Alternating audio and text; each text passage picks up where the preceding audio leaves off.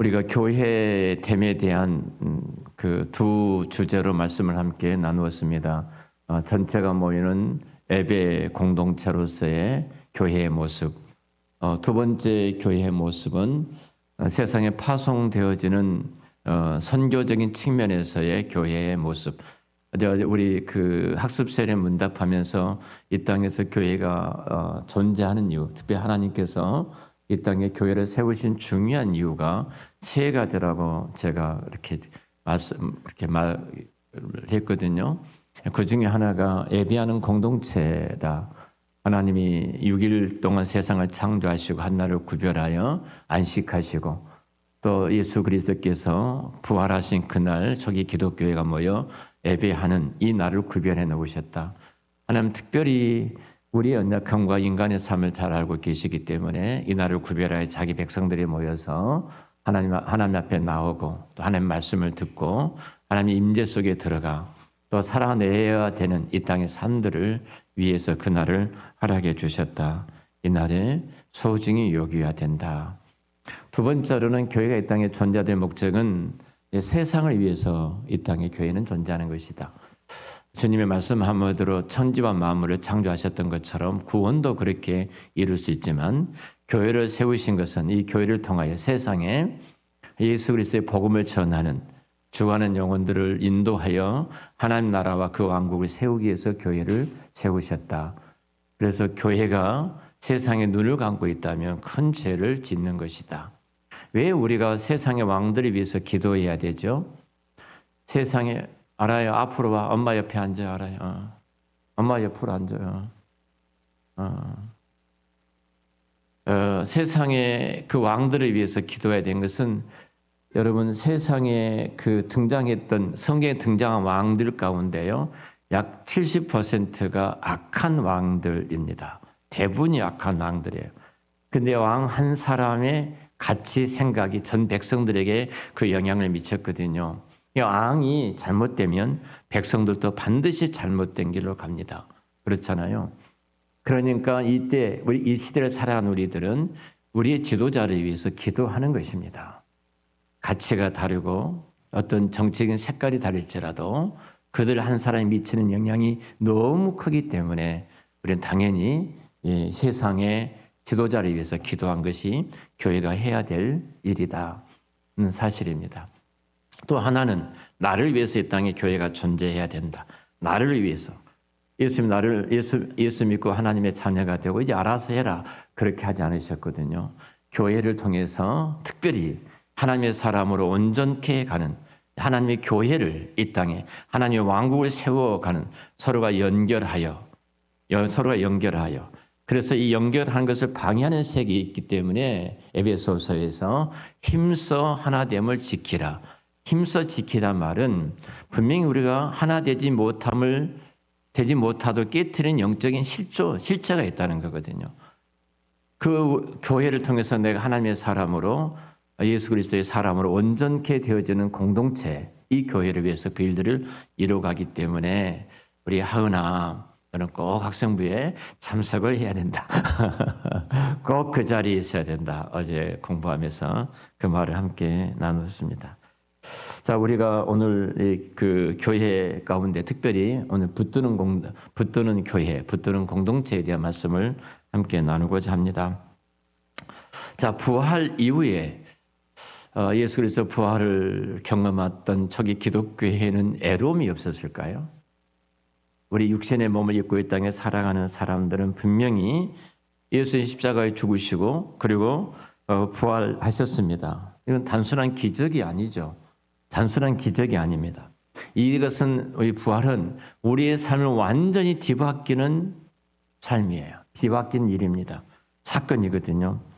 그런데 제가 여러분에게 한 가지 질문하고 싶은데요.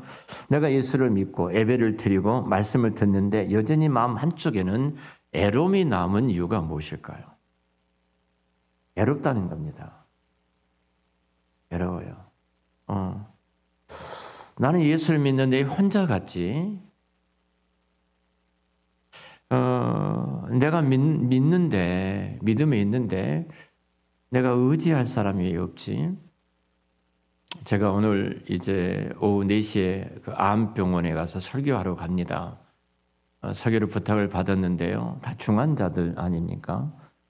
이분들을 위해서 내가 말씀을 전해야 되는데 정말로 이분들은 애로운 분들입니다. 진짜 애롭거든요. 왜 애롭냐면 희망이 없으니까 애로운 거예요. 내가 고침을 받고 회복이 되어지고 치료가 된다는 희망이 있다면 덜 외롭겠죠.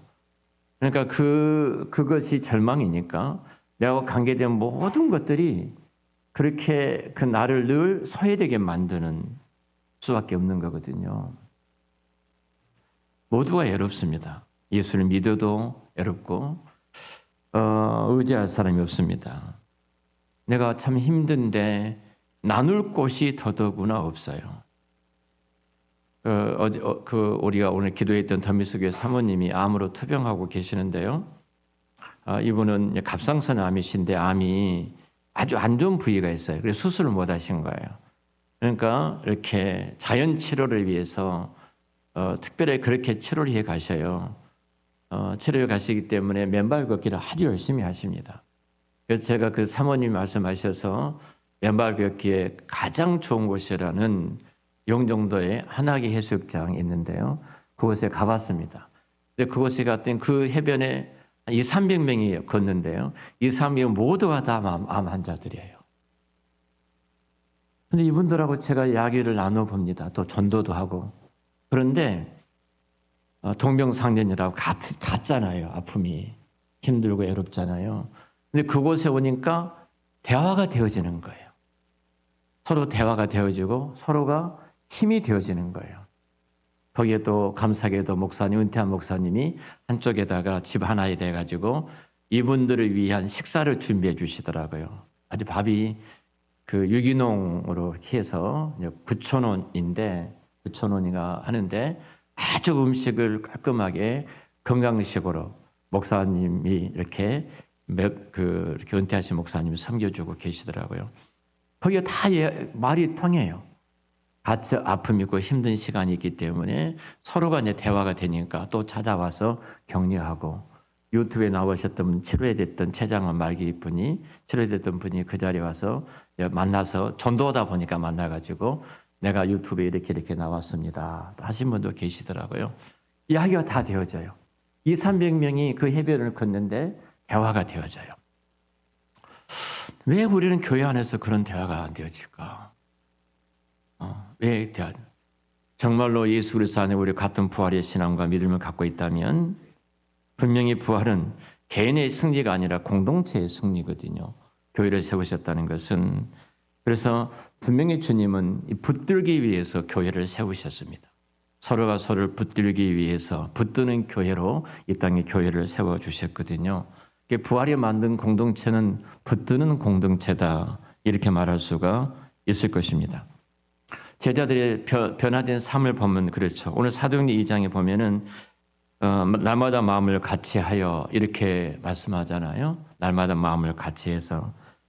부활이라는 것은 우리가 개인을 살리는 데 끝내버린 것이 아니라 공동체를 탄생시켰습니다. 그게 교회죠. 부활을 통해서 공동체인 교회를 세우셨어요. 그러니까 이 교회가 가장 중요한 것은 서로를 붙드는 교회.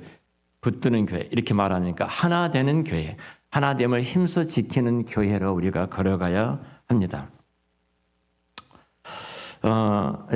오늘 말씀 보면은 두 공간이 등장합니다. 하나는 성전에 모이기를 힘썼다고 말하죠. 공적으로 성도들이 나같이 모여서 하나님을 예배를 드렸고요. 또 하나는 집에 모여서 떡을 떼며 교제하는 모임을 가졌습니다. 전체 모이는 것과 집에서 모이는 소그룹으로 나눌 수 있는데요. 초대교회는 예배 따로 이렇게 그 삶 따로가 아니었어요.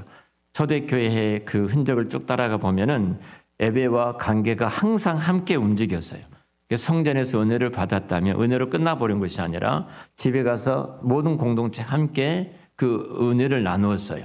가정이 당시에는 집이 교회였지만 집에서 이렇게 성전화돼서 예배를 드리고 회당에서 와서 예배도 드릴 수도 있었을 것이고요. 집에서 반드시 이 나눔이 있었습니다. 자, 이 붙드는 교회라는 겁니다. 이것이 붙드는 교회다. 자, 부활 신앙이 왜 공동체를 필요로 하는가 하는 부분이에요. 아주 중요한 질문입니다. 제가 춘천에 있는 한 교회를 우리 박한철 목사님과 함께 방문한 적이 있습니다. 꼭 그 교회를 한번 같이 가보자고 해서 춘천에 있는 교회를 갔는데 그 목사님과 나누는데요. 그 목사님이 이제 이제 교회에 대한 이분은 예를 든다면 삼위일체 교리면 한 3년 4년 그것만 설교하십니다.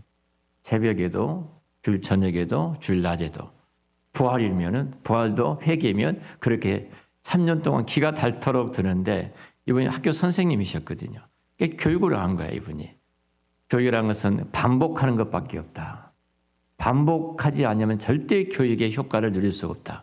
이거 알기 때문에 이분이 이제 그렇게 교육을 설교도 그렇게 해 가시더라고요. 자, 이 부활하신 예수님이 중요한 거예요. 왜 공동체를 부활한 우리들이 공동체를 필요로 하기 때문에 교회를 세우셨잖아요. 자, 부활하신 예수님을 한번 추적해 보십시오.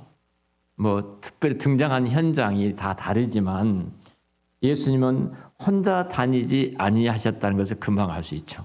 혼자 다니실 때는 누가 옆에 없으니까 기록이 안 됐겠지만 왜 성경에 특별히 그렇게 기록해 놨을까를 생각해 봐야 돼요. 왜 그렇게? 자, 엠마오로 가는 두 제자 오늘 말씀을 봤던 것처럼 함께 걸어가셨잖아요. 그리고 제자들이 모인 자리에도 나타나셨고 떡을 떼실 때 뭐 그들이 또 뭐 이렇게 나타나셨고요. 이게 부활하신 주님은 항상 함께 있는 함께 있는 자리에 그 제자들이 함께하는 자리에 주님이 항상 나타나셨다는 거예요. 이것에 대한 우리가 깊은 생각을 해봐야 됩니다. 교회는 세상에 부름받은 성도들의 모임이 교회이잖아요. 근데 이 교회가 두세 사람이 말하잖아요. 이 교회가 이 땅에서 매면 하늘에서 매이고 이 땅에서 풀면 하늘에서 풀린다. 이 말은 다시 어떻게 우리가 생각하셨냐면 공동체 없이 절대 신앙생활은 결국 언제는 이루어질 수가 없어요. 이번에 김학유 합신 총장께서 우리 나단 집사가 하는 사업장에 가서 예배를 인도를 하셨어요. 31일 날 그 다음 날 제게 전화 왔더라고. 나 목사님 11시까지 했습니다. 그러더라고요. 7시에 거기 가서 11시니까 4시간. 4시간을 했는데 저에게 딱 하는 말이 나 목사님 작은 개척교회에 있습니다. 사업장이 이렇게 뜨겁게 기도하고 이렇게 말씀을 풍성히 나누고 문을 다 열어놓고 찬양을 하고 지나가는 모든 사람들에게 복음을 전하는 이것은 교회지 그 사업장이 아니었습니다. 내가 이곳에서 예배를 드린 중요한 이유가 하나 있어요. 그곳에 모여서 찬양하고 기도하는 중요한 이유가 있어요.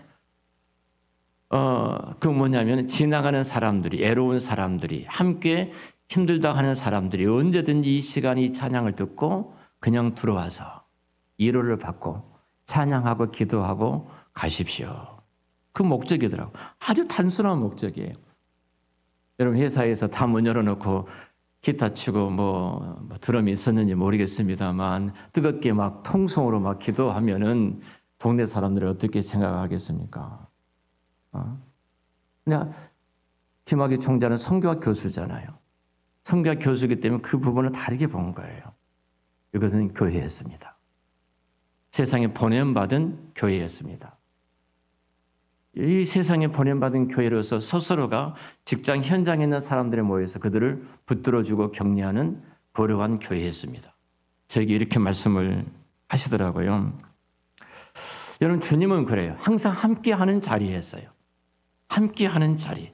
우리가 목장에 모이는 것도 교회잖아요. 서로가 붙드는 교회예요. 그곳에 주님이 계시기 때문에 붙들어 주는 거예요. 그래서 결국은 공동체 없이는 신앙생활하면 결국 무너질 수밖에 없습니다. 참 우리가 존경하는 어느 그 목사님과 교회가 있는데요. 이 교회가 성화에 대한 이 시대에 탁월한 성경을 해석을 하고 책들이 많이 나왔습니다. 여기 목사님하고도 여러 가지 그 신학적인 같은 모임을 독서 모임을 가졌기 때문에 성화에 대한 토론도 많이 하고 같이 공부도 많이 했습니다. 근데 제가 최근에 그게 목사님한테 이 말을 했어요. 왜 교회가 아픔이 있지요? 우리도 마찬가지예요. 왜 교회가 아픔이 있는 이유가 무엇일까요? 왜 성화에 있어서 성숙되고 성화되었다면 이 문제는 여호와의 시선, 하나님의 시선으로 바라보면 아무런 문제가 아니거든요. 다 선물인데 왜 문제시하면서 그냥 박이 터지라고 싸우죠. 싸워야 되죠. 하나였어요. 개인 성화였습니다. 개인 성화예요. 그러면 개인은 절대로 신앙이 스스로가 성화될 수가 없습니다. 그래서 교회를 세우신 거예요. 교회를. 사실 어찌 보면은 우리가 기도도 혼자 할 수 있고 고민도 혼자 할 수 있습니다. 고통도 혼자 겪을 수 있습니다. 근데 하나님이 그것은 원하신 것이 아닙니다. 하나님 우리를 서로 붙들어 주도록 짐을 나누어 지도록 이 땅에 교회를 세우신 줄로 믿습니다. 그래서 교회는 약함을 나누는 공동체다. 약함을 나누는 공동체다. 자, 약함을 나누는 공간이라고 말한다면 이렇게 좀 설명할 수 있을까요? 죽음을 드러내는 자리예요. 죽음을. 내가 그리스도와 함께 십자가에 죽었던 그 죽음의 자리를 드러내는 것인데 이 부활은 우리는 반드시 어떤 전제가 있잖아요. 부활을 전제할 때는 죽음입니다. 죽음을 전제하고 부활이라는 단어가 나온 거죠. 죽음이 없이는 부활이라는 단어가 없습니다. 내가 약함을 인정하지 않는다면요. 우리는 부활의 능력을 우리는 경험할 수가 없습니다. 그래서 우리가 작은 만남, 작은 모임을 통해서 교회인데요. 그 모임이 요즘 내가 너무 힘이 듭니다. 내가 기도가 안 됩니다. 마음이 무너집니다. 우리 그럴 수 있어요. 신앙이 없어가 아니라 목사도 그럴 수 있고요. 장로님도 그럴 수도 있고 권사님도 그럴 수가 있습니다. 그럴 때 우리가 같이 기도합시다. 그러잖아요. 같이 기도합시다. 그 순간 같이 기도합시다 하고 기도하는 순간 부활의 생명이 그 공동체를 통해서 흘러가게 되는 시간이 바로 그 시간이에요. 하나님이 그렇게 어루만져 가시고 회복시킨 것을 우리가 만나게 되어지거든요. 그래서 결국은 이 관계 속에서 이 흐름 속에서 부활의 생명이 흐르는 통로가 되어진 것이 교회예요. 아픈 사람들을 돌보고 가난한 사람들을 돕고 서로의 필요를 채워주는 것. 그때 저들이 서로가 사랑하구나. 사랑하는 사람들이구나. 그것이 우리로 하여금 부활의 증거자로 부활의 증인으로 그때 우리가 서게 되어진 것입니다. 우리가 잘 아는 것처럼 갈라디아서 6장 2절 말씀 보면은 서로 짐을 지라고 말하잖아요. 그래서 짐을 나누는 공동체만이 진짜 부활을 경험한다. 진짜 경제적인 짐, 또 관계의 짐, 마음의 상처의 짐, 이런 짐들이 참 우리가 많은데요. 혼자이면 무너지지만 함께 짐을 지면은 넘어지지 않고 우리 모두가 다 승리하게 될 줄로 믿습니다. 한 예를 들어보죠. 한 사람이 우리 공동체 안에 들어옵니다.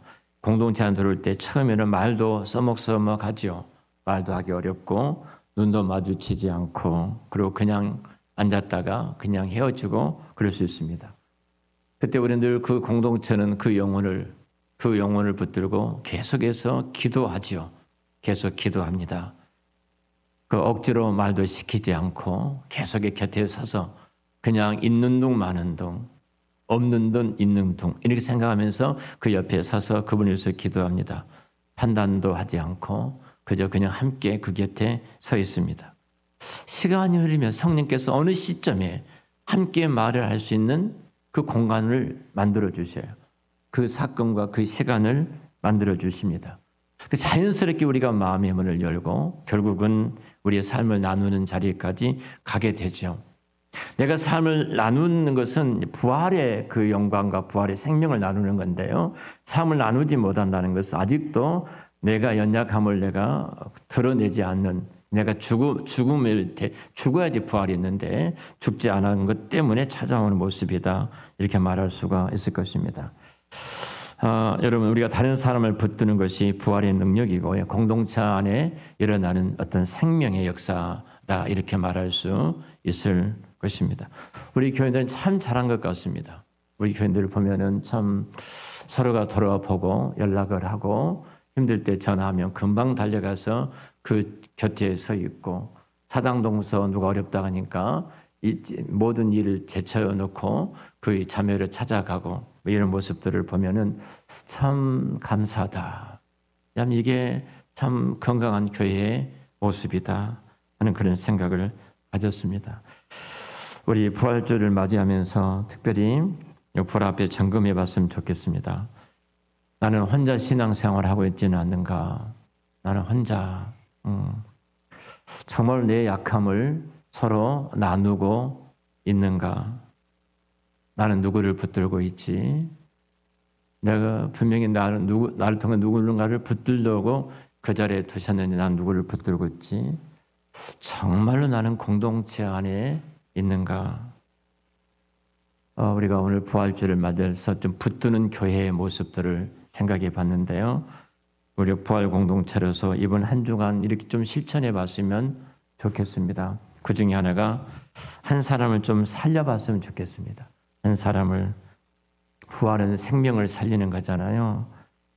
그것은 내가 누구에겐가 연락을 할 때, 누구에겐가 전화를 할 때 바로 부활의 생명이 그에게 흘러가게 될 줄로 믿습니다. 한 사람을 꼭 살려봅시다. 연락을 하는 한 주간이 됐으면 좋겠고요. 또 하나는 한 가지 좀 약함을 나눴으면 좋겠습니다. 작은 고백 하나가 공동체를 회복하고 세우거든요. 공동체를 살리거든요. 나의 약함을 좀 나누는, 부끄럽다 하면 내가 죽지 않았다는 거예요. 내가 분명히 죽고 부활했다면은 이런 약함을 나누는 자리까지 갈 수 있습니다. 작은 약함을 좀 나누는 자리에 갔으면 좋겠다. 세 번째로는 오늘 학습받고 세례받고 또 우리 유아 세례 받고 입교했던 지체들이 있는데요. 우리 연약한 우리 교회에 또 성도들이 있습니다. 그 연약한 성도들, 그들이 우리 다음 세대들이 한 사람 교회 또 미래이지 않습니까? 좀 그들을 붙들어 주었으면 좋겠습니다.